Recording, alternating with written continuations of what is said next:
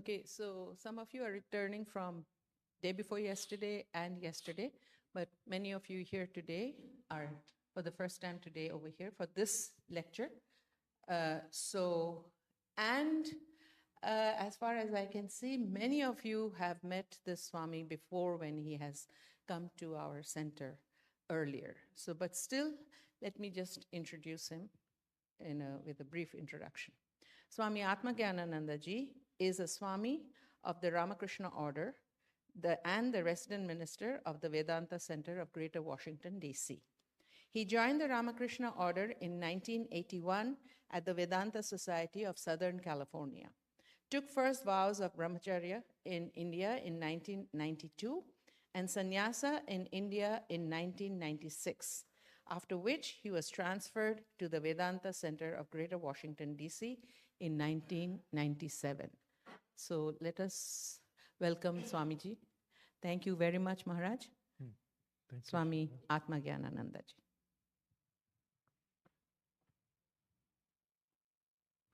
Rupam rupa vivarjitasya bhavato dhyanena yad kalpitam stutyanir vachaniya takila guru durikrita yanmaya yapitvam cha nirakritam bhagavato yatyeta yatradina yantavyam jagadisha tad vikalata dosha trayam matkritam. O Lord, in my meditation, I have attributed form to thee who art formless. O thou teacher of the world, by my hymns, I have, as it were, contradicted the fact that thou art indescribable. By going on pilgrimage, I have, as it were, denied thy omnipresence. O Lord of the universe, please forgive me for these three sins committed by me. Everyone can hear? That's okay. Yeah.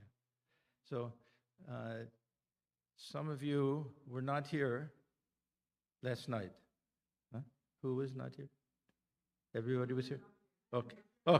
So I'm going to start out. I was going to start out with a review anyhow, but this verse is very pertinent here because in meditation we do exactly these things that we try to call on that omnipresent, omniscient, supreme, absolute Brahman that we refer to as God or personal God or as the Godhead by using a name.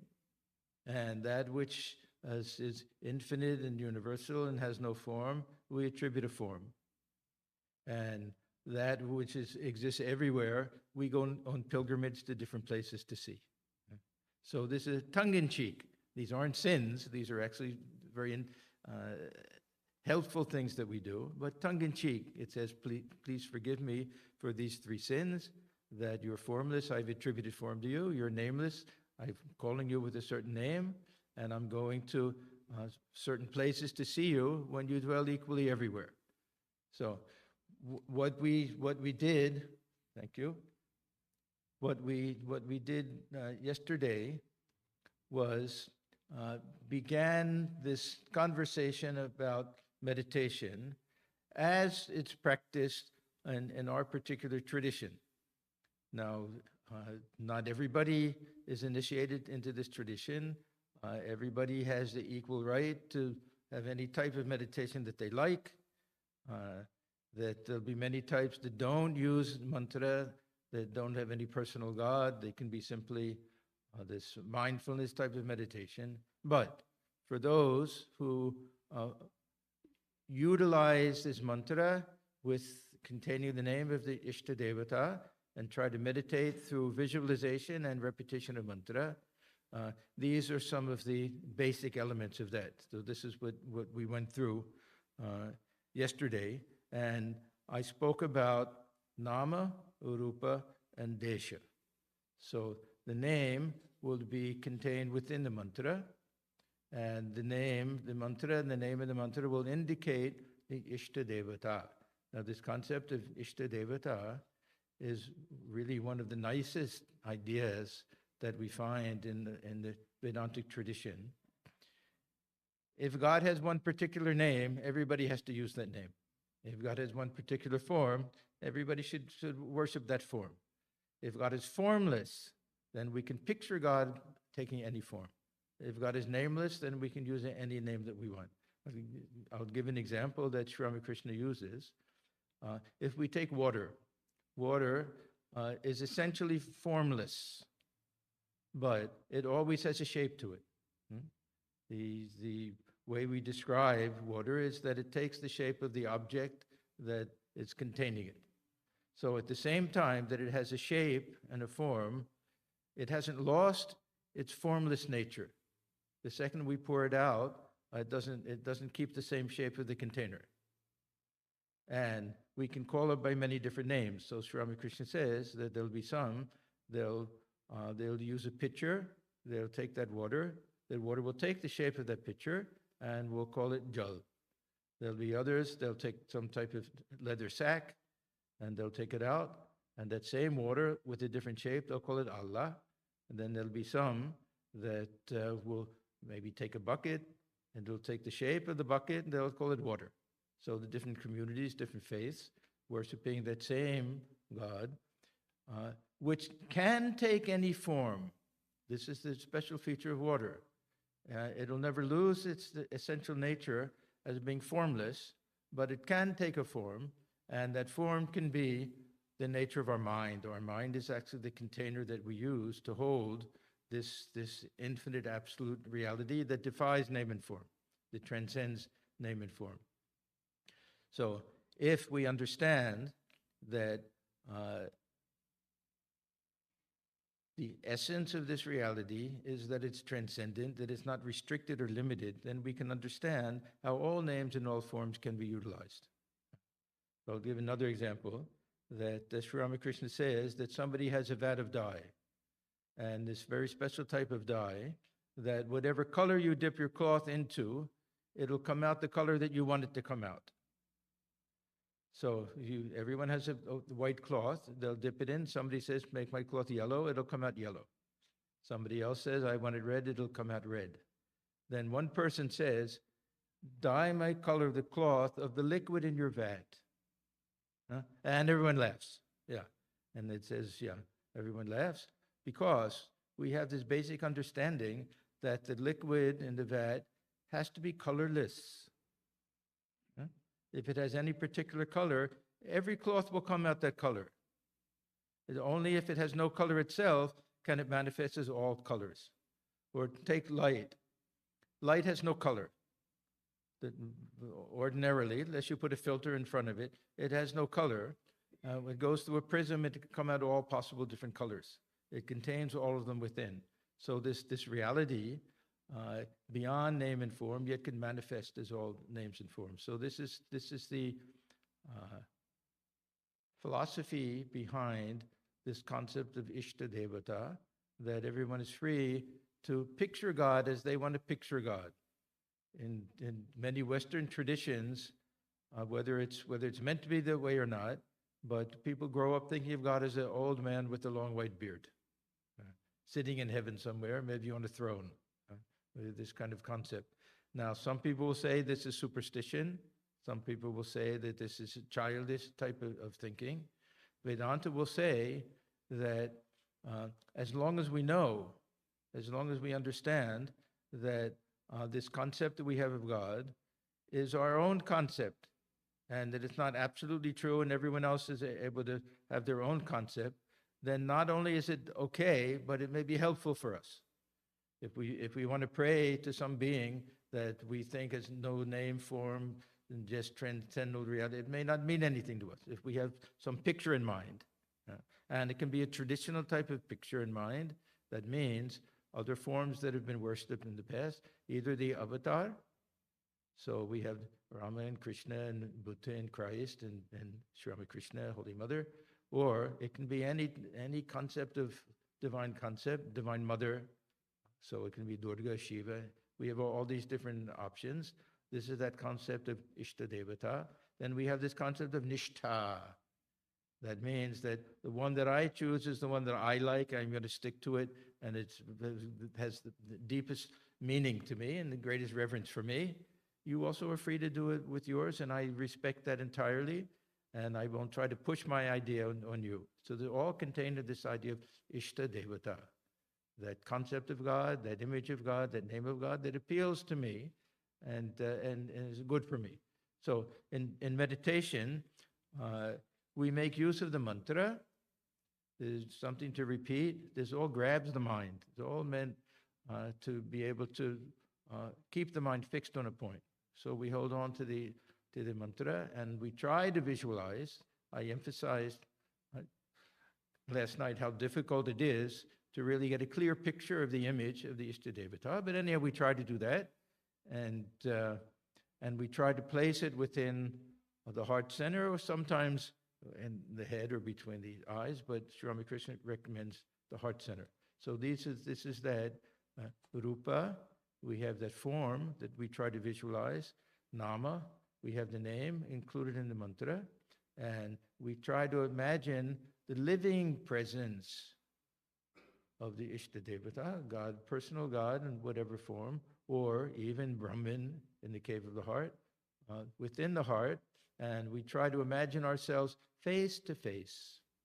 However we understand that process, that we ourselves dive deep within the heart center so that we're face to face, as if sitting in a room with somebody, so that we can actually see them. They see us, we see them. So this is the utilization of these first three elements that I spoke of. So Nama Rupa Desha. Now, today I want to talk about Kala and Lila. So this will be time. And then this other idea, Lila, it's not so much an element of meditation, but a category, a different type of meditation. So the question of time, we'll discuss this both as part of Lila and the practical consideration of when and how long should we sit for meditation. So this is a very personal issue that some people will find a lot of time and give it a lot of time. Some people will not have the luxury of doing it. Some people, the very active life that they have, that if they can squeeze 5-10 minutes for their spiritual practice, good. And some people, they'll get up early in the morning and make sure that they have time. So this depends on circumstance. It depends on the intensity of our longing for some type of spiritual experience. That this is a very common sense type of thing, that we give time to the things that are important to us. We all have priorities for everything. There's a beautiful song by Ram Prasad that he says, "Oh mother, why is it that I find time to do everything? But I don't find time to call on you." Yeah. We find time for everything else.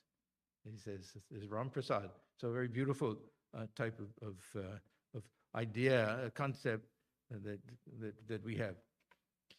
Traditionally, we're told that there are two specific times that are most appropriate for meditation.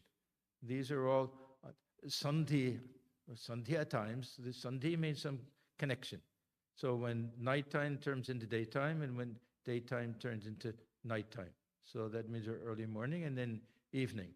These are considered to be times when nature itself is quiet and peaceful. And in meditation, we're trying to make a transition from consciousness of this outer world to consciousness of the inner world. And when it corresponds to this transition from nighttime to daytime and daytime to nighttime, that becomes something helpful for us. So sometimes if we sit in the morning for meditation, it's dark out, and when we open our eyes, it's light out. We can feel that some transformation is taking place both within and without. Some transformation in nature and some transformation within ourselves. So these are considered to be very auspicious times to practice meditation. Now, evening is not possible for everyone. I understand that people with families that the children and they have to do the cooking and look after so many things, that sometimes it just can't be done. People can find other times. Sometimes people meditate when the kids are asleep, later at night. But morning time, nobody has really a very, very good excuse for not getting up early. We can say, I'll be tired throughout the day, of course. We can say that I have to stay up late at night to work. Yeah, that's also true. But it's not like we're occupied with other things at that time.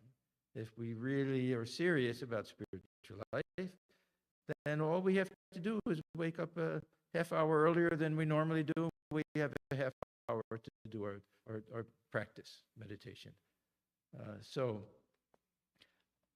as I say, it all depends on the degree of dedication and sincerity and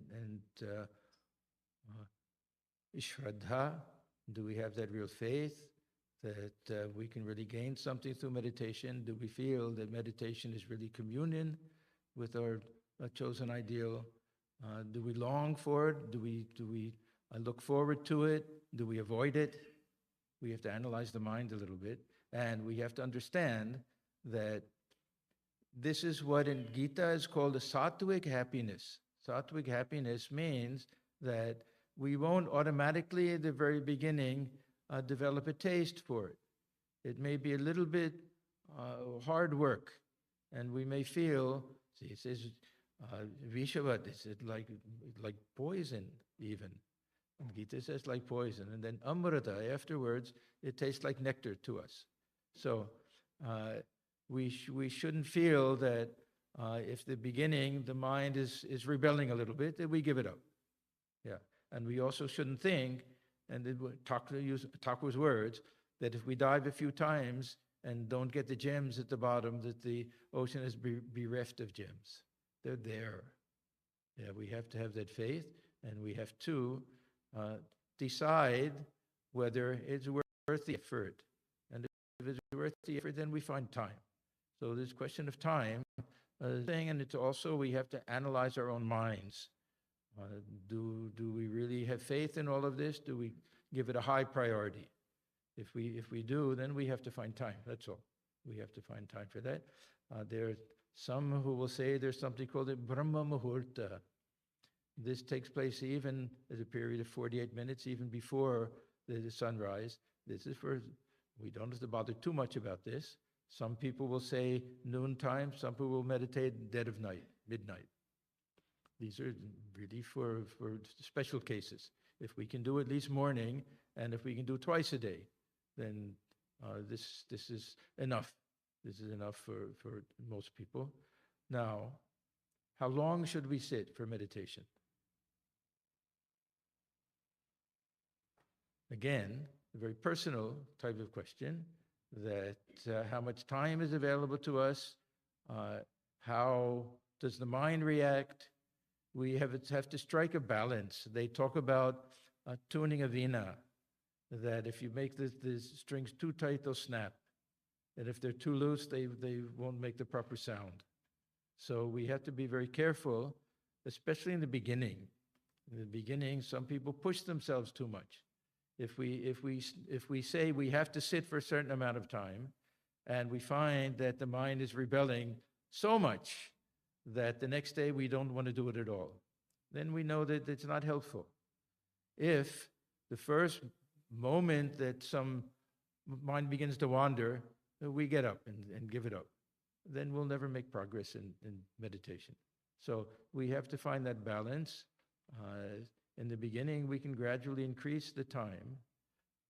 I have a theory that, of course, the mind will wander in the beginning.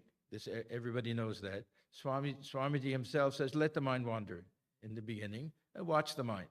Give it a chance to get a little bit tired. So my theory is that sometimes it takes a long time for the mind to get tired. It can run around for a long time, and then at the very end, get a little bit quiet. And if we get up too soon, we never reach that point where it's quiet. So we often think that, oh, I won't have a good meditation today. The mind is too busy and restless and everything. But if we persevere and we wait, we may find that the mind gets tired of running around. And at the very end, and even if it's just a couple of minutes, at the very end, that the mind becomes a little bit still and we feel a little bit of that divine presence within, then we'll think it was worth it to go through that. It's not that we wasted a half hour in order to get the last 5 minutes. We had to get it out of the way. It was necessary. So we have to give it enough time for meditation. We can't simply think that the mind will just automatically become still. So we hear very often, it's not the length of time, it's the intensity of our concentration. It's only half true. It's only half true because the intensity of concentration takes time. So we have to give it enough time. If we're fortunate enough, the second we sit down, the mind is fully engaged, then good. But for most people, the mind has to run around a little bit first. So we have to make sure that we give it time, that we sacrifice a little sleep sometimes, even to feel that we're going through the day tired. Somebody say, well, what's the advantage? You're tired all day, dozing a little bit. So you say, well, I said, I got up a little early today. At least we'll feel that we did something. We'll feel that we see spiritual life means we have to sacrifice something, at least sacrifice a little bit of sleep. Some people will say that it's very bad for the health. And nowadays, they'll tell you you have to get at least 6 hours or 7 hours of sleep. They'll have some different figures and everything. That length of life may be affected. If we're really, really genuine spiritual aspirants, our goal of life is not to live as long as we can. The goal of life is to achieve something in spiritual life. And if we feel that, perhaps the decisions that I've made in life, with regard to amount of sleep and everything, this won't be optimal for me to live the longest possible life. Still, I care about the quality of life. I could care about this goal of life that I'm trying to achieve, and not just as to extend life as long as possible. So even that feeling of that tired feeling, even that can remind us that, yes, spiritual life means something to me. I'm willing to sacrifice something for that. So, and we find that it's a question of how much joy we get out of it also. All of these things will come into play when we find ourselves looking forward to our spiritual practice, to our meditation. Or when we find that if we miss it for a day, that the day seems lost. Something was wrong, that some missed opportunity, we just feel out of sorts that day. We can take that as a good positive sign also, that we're making some progress in spiritual life.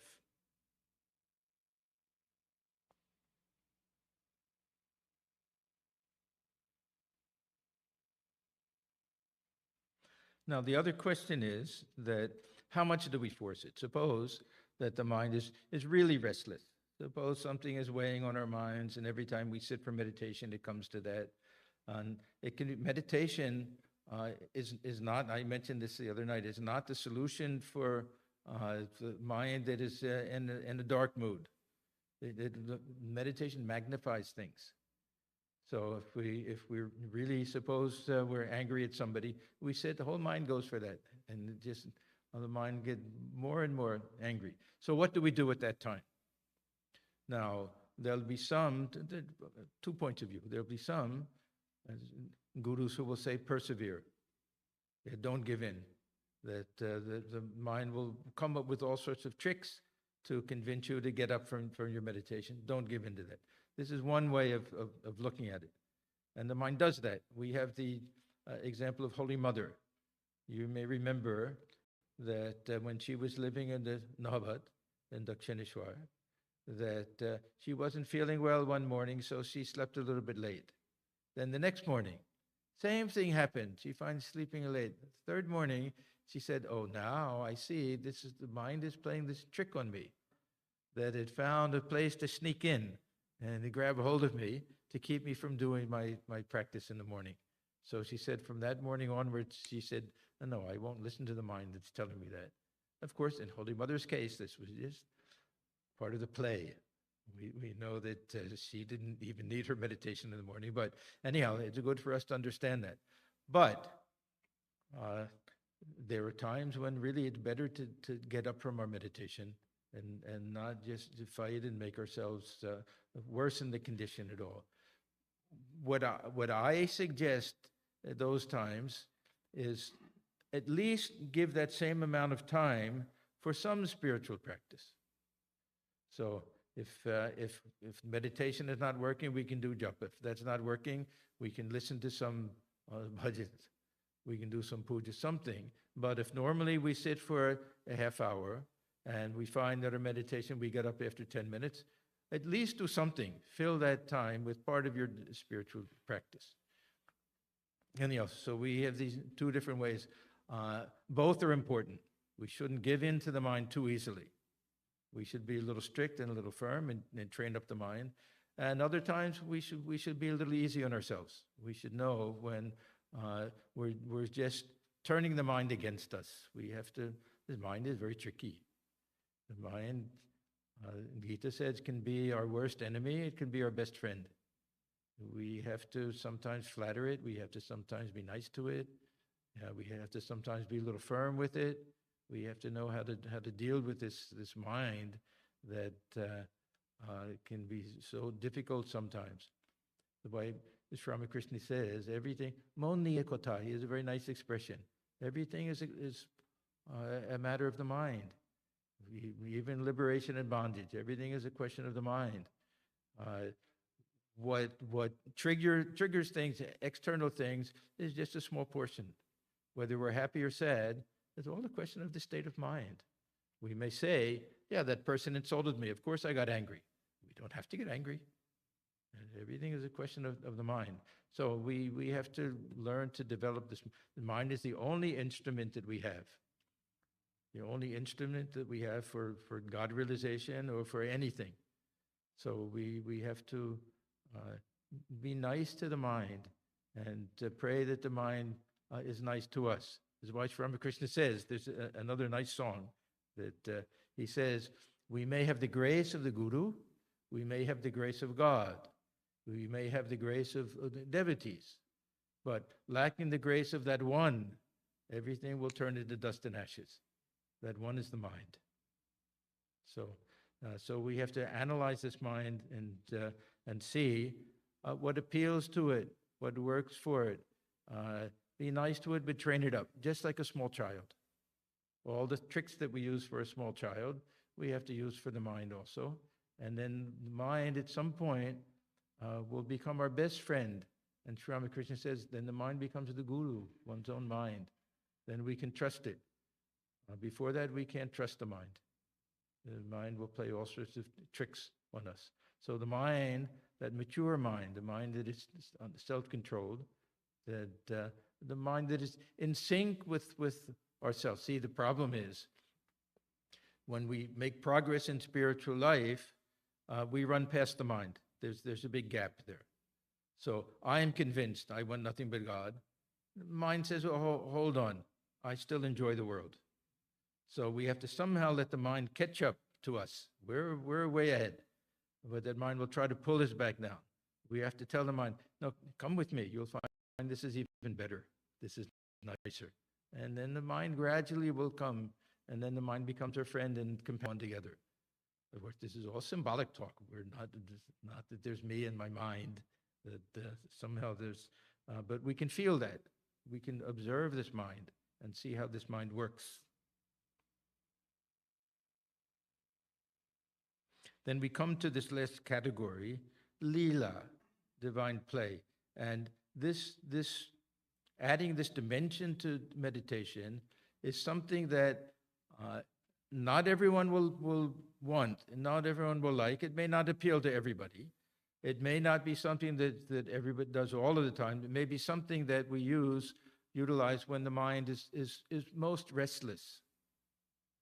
So this is something that many of the direct disciples and the other disciples of them, recommend. We'll hear this recommended very much. It may not be even part of the instructions we get at the time of initiation, but it shouldn't be considered to be deviating from that. This is all definitely within that realm of tadartha bhavana. What does it mean to, when we do our meditation, to contemplate the real meaning? What is the real meaning of this mantra? If the meaning is the Ishta Devata, then it includes not just the figure that we're meditating on, not just the personality, not just even the reality that this is a symbol for Brahman itself, but also the divine play, that lila that took place, especially with the avatar during the lifetime of the avatar. So this is something that may appeal to those who are more bhakti-oriented. The jnanis may not care for this too much, but for those who like this idea, it can be very, very helpful that we allow the mind to dwell on the lila, the divine play of whatever the Ishta Devata is. So this is something that's utilized very much in certain particular traditions.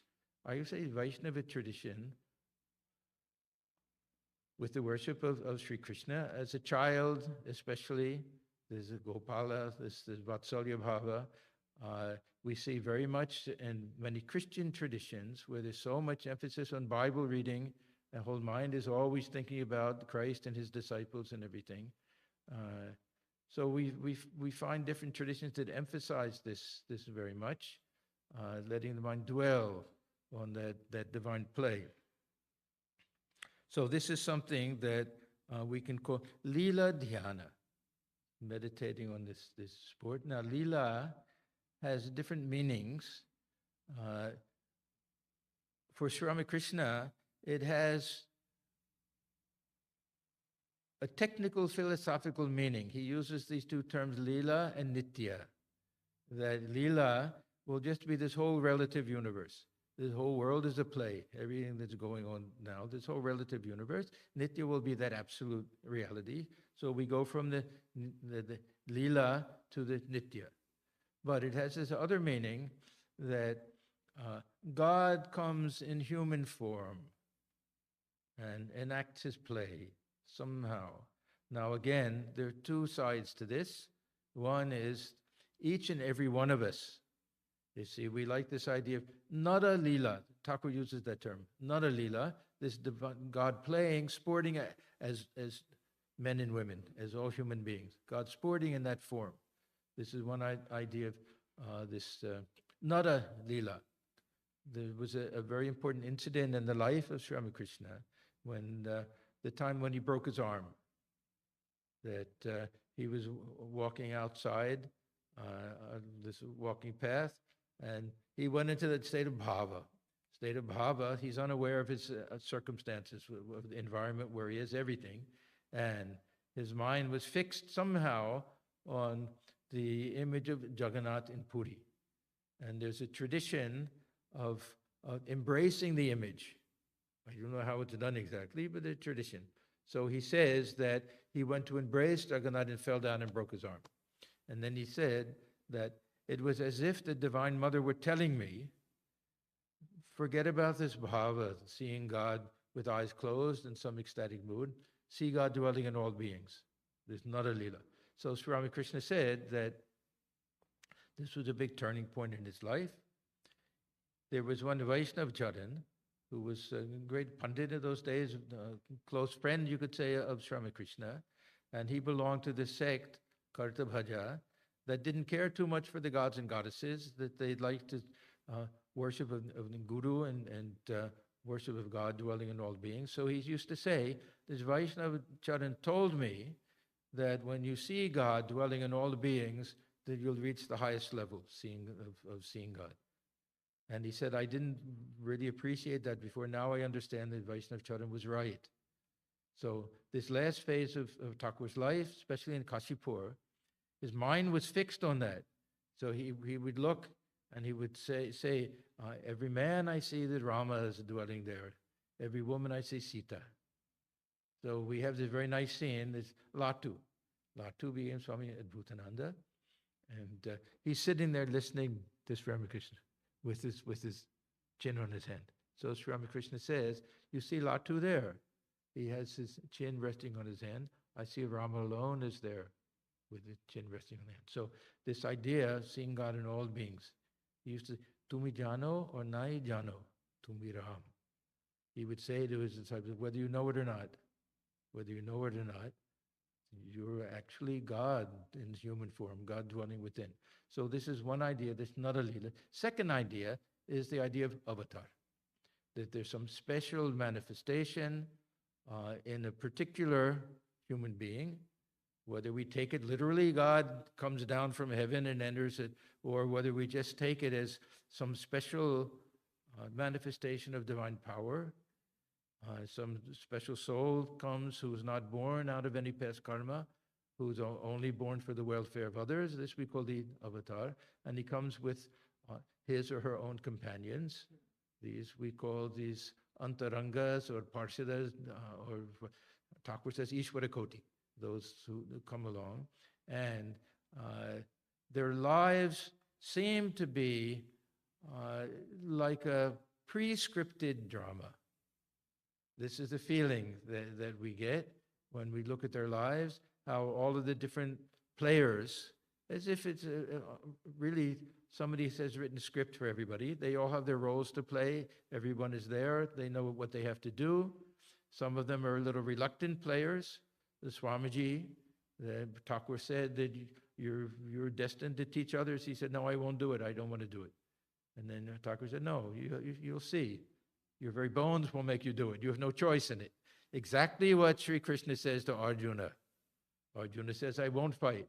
He said, you can say that as many times as you want. Your nature will make you do it. So not just his nature as Kshatriya, but also this idea of Leela. He's destined to play that role. So this Leela Dhyana will be looking upon the life of the avatar.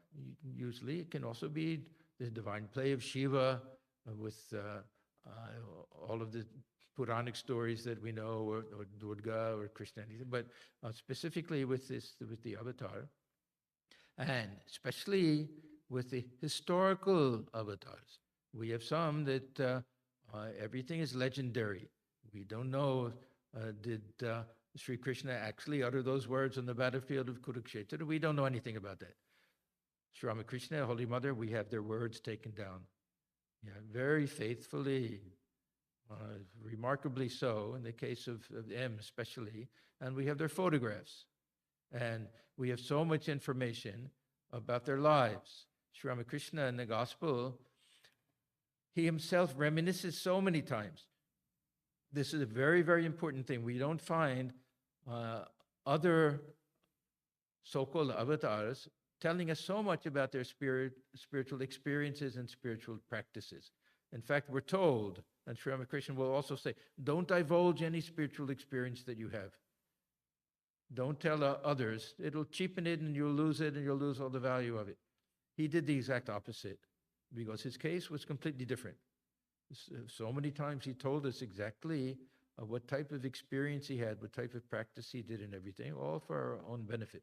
And Swami Sharadanandaji, when he wrote the Leela Prasanga, the great master, how much information he got. He went back to Kamarpukur, spoke to all of those who knew him as a child. He got so much information from Hriday and others. So we know about all the different events that took place in his life. And this idea of Leela Dhyana is that we allow ourselves to dwell on this divine play. So if we're trying to meditate on Sri Ramakrishna and we find that we're just meditating on a picture, as if sitting on a lotus, as if within the heart, and nothing seems very much alive or anything, then we can put into practice this idea that we really feel we're in the presence of Sri Ramakrishna himself, that he's alive, that he's seeing us, we're seeing him. We can feel that we've entered into his room, he's sitting on his cot, we're sitting there face to face with him. Then we freely use our imagination. Now, this is another example of something that normally is considered a negative. Well, we don't want the mind to be imagining things all over the place. We want it to be focused on here and now. But with this type of devotional meditation, we utilize the imagination. It's a very important element. There's a story that's told in a small booklet called The Mind in Its Control by Swami Atmajnanananda. Swami Atmajnanananda, he was in the West for some Delhi center.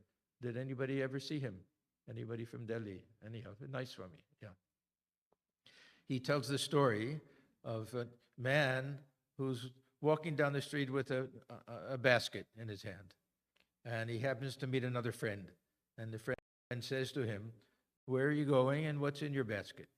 And he said that, "I've been invited to a party tonight. And they'll be drinking at the party. And you know that once I start drinking, that I drink too much. And when I drink too much, I start seeing snakes everywhere." So the man said, "Yeah, so then what's in the basket?" He said, "I've brought a mongoose to scare away the snakes." So then the man said, "The snakes are not real. What will a real mongoose do to scare away imaginary snakes?"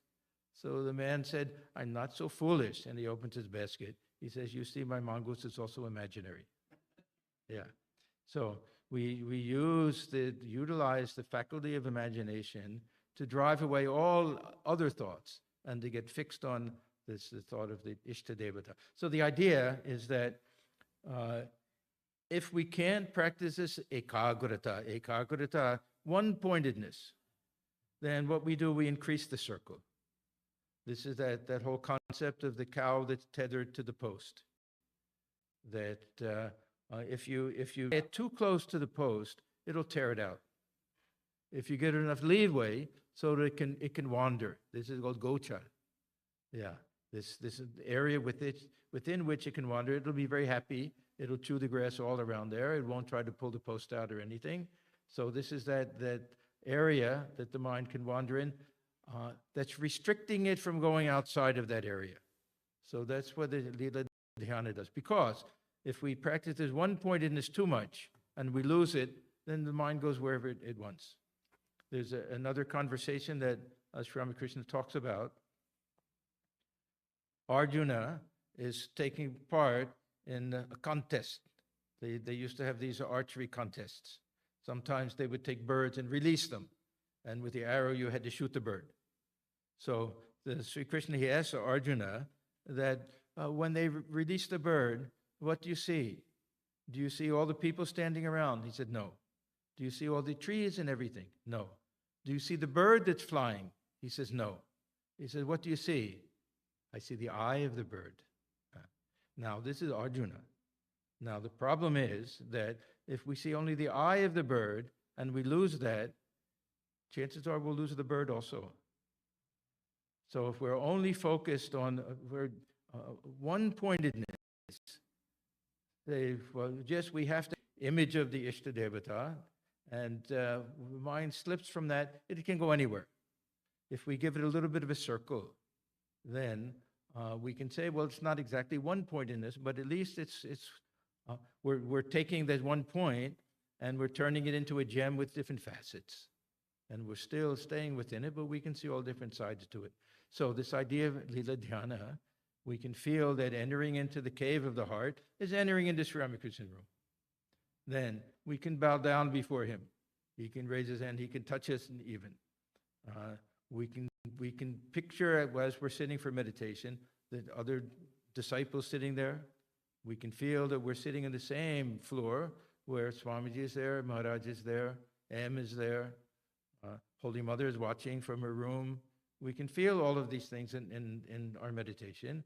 We can picture Narendra singing. Sri Ramakrishna gets up. He starts to dance. Everyone dances around him. There's no limit to the use of the imagination. And it's a very joyful type of thing. And it keeps the mind inside that circle. If Sri Ramakrishna leaves this room and goes to the Panchavati, then the circle gets bigger. If he stays there, then the mind stays there also. So there's a very helpful way of keeping the mind from wandering. and it can bring great joy to our meditation. Now, the interesting thing is that at some point, the mind can say that, "Oh, okay, enough singing and dancing, go sit down again." Then, okay, Sri Ramakrishna he'll sit down, he'll go into his meditation, and we'll just be there observing him. Exactly what we wanted to do at the very beginning, but couldn't do because the mind wanders too much. We find that we've achieved that, at least for a few moments. So this is that idea of Lila Dhyana, and there's so many nice elements to it because we really feel at the end that we went to visit Sri Ramakrishna. We went to his room. We were there with him. We can feel that that was real as anything else.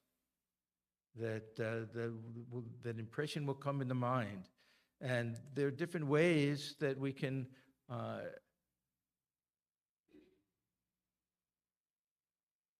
different things that we can find beneficial for this. One is throughout the day and at certain special times, keep the mind fixed on the same lila. So this is called lila chintana. Lila chintana and lila dhyana. Let the mind dwell on this divine play. One of the best ways of doing it is this Kathamrita, this gospel of Sri Ramakrishna. I went through a phase in my life when I was just so taken with the gospel that I would read it really at least an hour every night. And I would read it over and over and over again. And I found that I really felt that not just, sitting in meditation, we can feel that we've entered into his room. I would feel that my room turned into his room. I lived in some dumpy place in Philadelphia. And noisy outside, and somehow with the help of imagination, that car noise outside would be the flowing of the Ganga. And I would really feel that I was sitting in his room with him. Now, what happens with this, that afterwards, whole mind is feeling that way, and we remember what M used to say, and others. The moment we left Thakur's room, only thought that we could think of was, when will we come back again? And throughout the day, the whole mind is thinking about him. Now, I want to go back to a statement that I made last night. Sri Ramakrishna used to say that to the Brahmos, that this Radha Krishna incident, he said, you don't have to accept any of that, but try to understand this feeling of longing that Radha had for Sri Krishna. Now, in this Vaishnava tradition, they talk about this Viraha Bhava and Milana Bhava. These two attitudes that she had. Milana Bhava is when she's with him. So that feeling of union. And then she has to go back home, and this Viraha Bhava, this fire, burning fire within her, longing to be reunited with him. Now, this can actually happen with us. We can feel that as soon as we sit for meditation, we've entered into his room. We're with him at that time. The minute that we've finished our meditation, we go on with everything. Whole mind is thinking, when will I go back and see him again? So this is Viraha Bhava. So this can really engage the mind. We find that this lila, it becomes something real for us. Again, I'll go back to this Vaishnava tradition because a lot of the things that they do can be utilized for us also. They have this idea, this Nitya Lila, this eternal play, that Sri Krishna is eternally playing with the gopis in Vrindavan, some eternal type of Vrindavan of the heart, or however we understand it. So we can feel that right now, all we have to do is engage the mind, and we can go back into travel through time and space. So we had before our Kala and our Desha. So now we're traveling back in time and space so that we can enter into that divine Leela, which is going on eternally. So this is one of the great benefits that we have with this Leela Dhyana. Then we find that this idea of this Vipassana Yoga and this mindfulness, they have this ideal, be here now. Always be in the present and keep the mind focused, don't let it wander. that we flip that. We reverse that to be there then. So we tell the mind, be there then. Dwell there, the other side of the earth. Dwell there. Feel that it's 1892, 93, 94, those years in induction, or whatever we do. This, if you like this idea of Ramakrishna Lila Dhyana, to feel that we're living then, we're living there at that time, that this is more of an aberration, and that's the reality. And that we close our eyes, we can space travel. We can be there. And then we feel that living presence of the Ishtadevata within all of the time, enacting that play within, and we feel it to be real. You may remember last night, the first thing that I said was that to think of meditation as just a mental process and some type of exercise and concentration won't give us the full benefit of meditation. We have to feel we're coming face to face with that ultimate reality. If we're jnanis, then of course, we're being merged in that Brahman dwelling within the heart. And if we like this devotee idea, then we're having eternal communion with the personal God who dwells within the heart as the Antaryaman, and as the friend and companion and the guide and the object of our worship. So this is that this idea of Lila Dhyana. Then we find that other things take place automatically and easily. This abhyasa is no longer anything forced, that it's something that we like to do. This vairagya, this experience of being in the presence of a Thakur is so appealing, we don't care about other things. And this anuraga, this love begins to grow. And pratyahara and dharana becomes just a simple thing. We don't have to make any effort to withdraw the mind. The mind is seeking to go there. And then to concentrate the mind, we give it enough leeway so that the mind can dwell. And this is why this was one of the things that M spoke about very much, that go to these places. So I mentioned reading the gospel. Second thing is pilgrimage. Go to these places. Go to Sri Ramakrishna's room. When first-time visitors came to M, he would almost invariably ask them, have you been to Dakshineshwar? And if they said no, he would say, come, we'll go together. Then when he got older, he would say, you go there and come back, give me a report. And then he would say, don't go as a tourist. Don't go to sit there with eyes closed. Go and observe very carefully every corner of the room, where all of the paintings are. Observe where the small cot is, the big cot, where that big cistern of water is. Look at the place where Thakur worshipped Holy Mother, Shodashi Puja time. Go to the Panchavati, go to the bell tree. So when you sit for meditation, that you can remember all of these things. He said, etch them within your heart so that you can bring these back to mind at the time of meditation. So everybody at least once in their lifetime should go and see these places. Yeah. And now I hear that you can't sit in Thakur's room anymore, that they've closed it off. Yeah. But I went so many times and to sit in his room. I sit on the floor exactly in front of the bed, exactly where he used to sit sometimes to take food, exactly where Swamiji used to sit, and Swami and Rakal and all of the others. Is thrilling. It is thrilling and it's real. Then it's not, because I mentioned this also yesterday. Imagination is mostly memory. That we're trying to imagine what it's like to sit there. We just remember because we've done it. I was very, very fortunate that at the very beginning of my connection with the Ramakrishna tradition, I went to Thakur's room. Before I read the gospel, I'd read other things, of course, but so as soon as I read the gospel, when it says that Thakur is sitting facing north, as soon as it says that he got on the small cot, I knew I could picture it in my mind, all of these things. So this is a great benefit to the pilgrimage, to go into these places, to going to Kamarpukur, Jaidambati, Belarmat. There was one great Swami Parmeshanandaji, disciple of Holy Mother. He wrote these different songs, and there's a series of 4 called Jardham.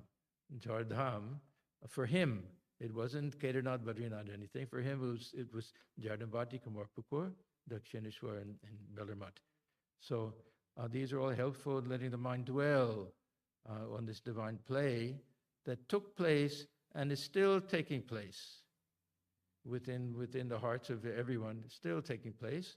We just have to enter into that in order to be able to experience that. Then what happens is we look forward to our meditation as really the time of communion, the time of communion with the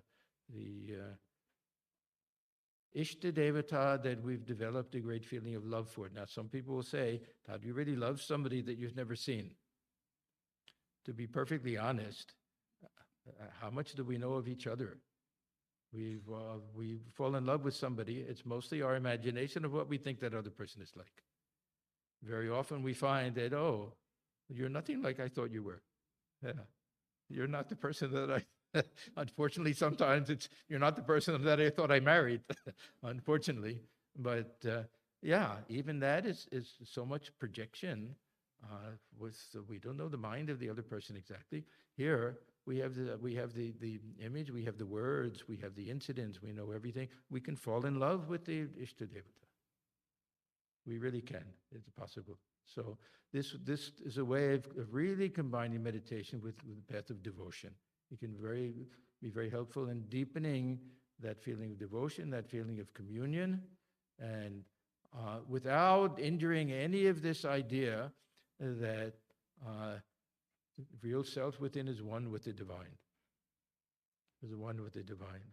But as long as that feeling of I, that stick of ego is there, we have this relationship. And this relationship can deepen to the point where we ourselves disappear and the Ishtadevata alone is there. This will be the highest type of meditation. I went over a few minutes, but if we have any questions, I'm happy to answer questions. This is not for everybody. Not everybody will like this. And there's a very modified version. We can simply think that we're seated before the Ishtadevata. He doesn't have to be up singing and dancing and everything, but to feel that divine presence within, as opposed to just trying to think that I'm trying to imagine what a picture looks like or something like that. At least feel that we're face to face with that divine presence. Yeah.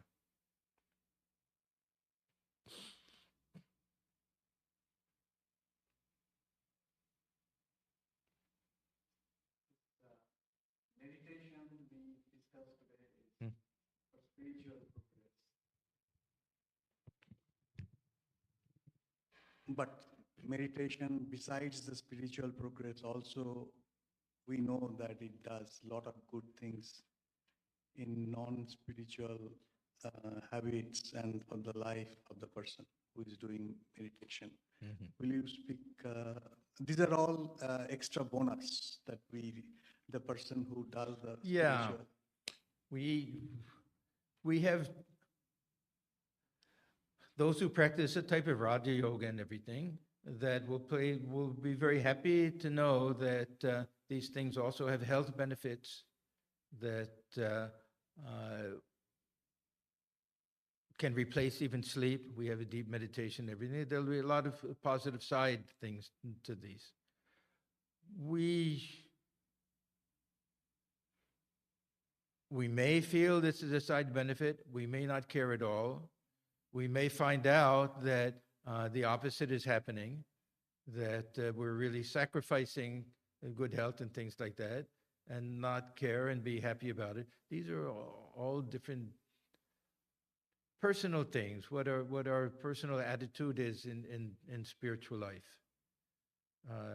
For some people, this type of meditation, they don't care about spiritual progress at all. That this is really a joy to feel that for a few moments we're in communion with the divine. They don't care for any spiritual. Sri Ramakrishna, so many times he says that the goal of life is God realization. But every once in a while he says the goal of life is bhakti. So there are certain devotees who don't even care for God realization. Anything that increases that feeling of love for them is enough. They don't worry about what happens after this lifetime or even, see, Sri Krishna, Thakur again quotes him, I can easily give mukti. It's not such a big thing. But prema, to give divine love, I'm stingy when it comes to that. I won't give that to just anybody. So this prema, it's called the Panchama Purushartha in some of these Vaishnava texts. We have the 4 Purusharthas. Kama, this Dharma Artha, Kama Moksha. They say prema is the 5th, is the highest one. This is the main thing we want to attain in life. So different traditions are like that. So, yeah, I personally, I have not found, now I may be wrong, but I've not found too many physical advantages. Now, there may be, of course, that I don't suffer from high blood pressure and things. People may say, oh, you meditate a lot, so you don't have, yeah, meditative life can relieve us anxiety and tension and things like that. These are all helpful things, no doubt. But real devotee won't care for these things. Sometimes they'll say, oh Lord, give me as much suffering as you want, only don't let me forget you. The different devotional attitudes. Yeah.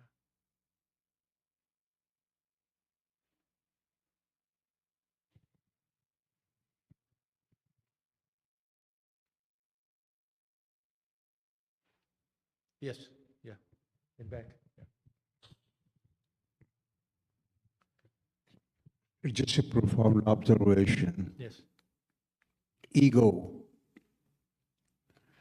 And telling the world, I'm all fine, I connect with God, but at the same time, you can't say, I'm sorry, I made a mistake. How do you ask Almighty to reverse that situation within yourself? Yeah, if we're incapable of admitting we've made a mistake, and we're incapable of being kind and compassionate to other people, then we can't claim to have made any progress in spiritual life. This will be a test. Yeah, this ordinary ego has to become transformed. Spiritual life is all about transformation. Now, what Sri Ramakrishna says is that this ego, first of all, there's no absolute reality to it. It's a fluid, constantly changing thing. We feel some way, one day we feel good, one day we feel bad, one day we feel we're very intelligent people, the next day we feel we're complete fools. So our sense of ego is always changing. And he says we can recognize that I'm something beyond this ego, but next moment the ego sense comes. So he says utilize this. This is another idea of this Vidyamaya, Shakti, that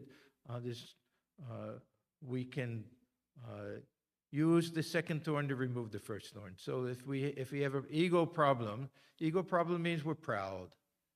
The ego problem means that we think we're better than other people, or everyone owes us something.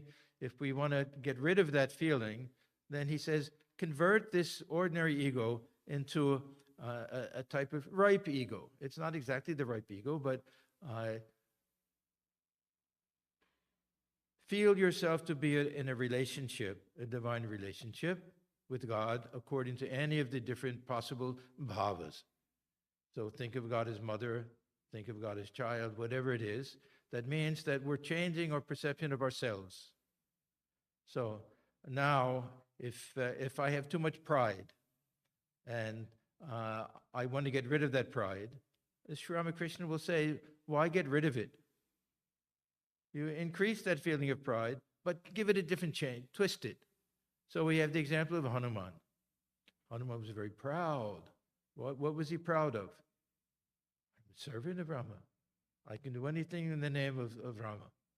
So that type of pride will be helpful for us. We can say, yes, I'm a child of God. That mother is there watching me. That type of ego is a very good type of ego. And it helps eliminate this other type of ego. But if we're incapable of being kind and compassionate and loving to other people, if we see difference everywhere, if we feel ourselves to be superior, if we can't admit our faults and everything, then we're stuck with a very tamasic and rajasic ego. And there's no way we can claim we may be able to sit for 8 hours in meditation. If we still we're caught in the midst of lust and greed and anger and pride and all of the passions, then we've made no progress. Progress in spiritual life means transformation. We have to really transform ourselves so that we develop sattva. Forget about going beyond the three gunas. We have to become sattvic people first. We have to be kind and loving and compassionate people. That means transformation of the ego. Yeah. Just a quick comment. I find that gratitude is a prerequisite to change. I'm sorry, I didn't get that. Gratitude, Gratitude. being grateful, Yes, yes. because you are the sincere gratitude, not the hokey one, is a prerequisite for change. Gratitude is our recognition of grace, and it's one of the most important things that for us to feel. I feel how much grace there is that I am nobody special, that I've become a monk of the Ramakrishna order.